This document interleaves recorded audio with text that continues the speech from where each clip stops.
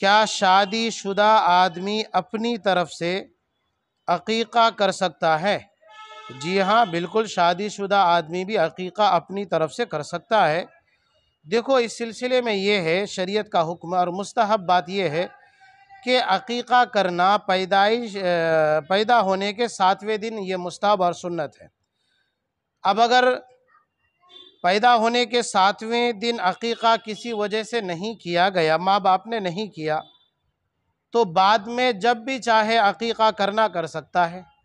शादी होने के बाद अकीक़ा अपनी तरफ से अपना अकीक़ा करना भी जायज़ है, कर सकता है। माँ बाप ने अकीक़ा नहीं किया था, अपनी तरफ से शादी से पहले करना चाहे कर सकता है, शादी के बाद चाहे अकीक़ा करना कर सकता है।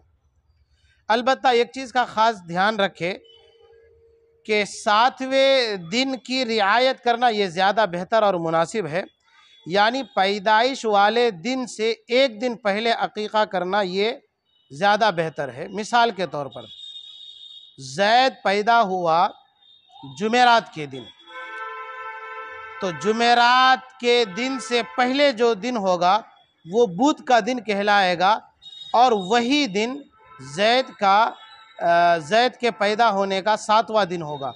तो अब वो बुध के दिन पैदा हुआ, जुमेरात के दिन, बुध का दिन जो आने वाला है आइंदा, जुमेरात के बाद जुमा आएगा, फिर शनिचर, फिर इतवार, इस तरह से जो बुध का दिन आएगा तो वो बुध का दिन उसके लिए 7वां दिन होगा।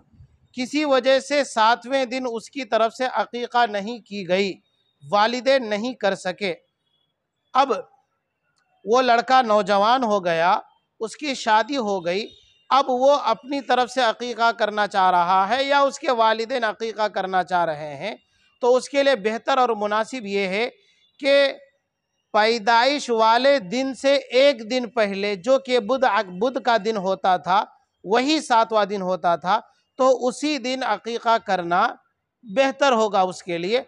बाकी जब चाहे अकीक़ा करना कर सकता है। लिहाजा सवाल में जो पूछा गया शादीशुदा आदमी अपनी तरफ से अकीक़ा कर सकता है, जवाब यह है कि जी हाँ, कर सकता है।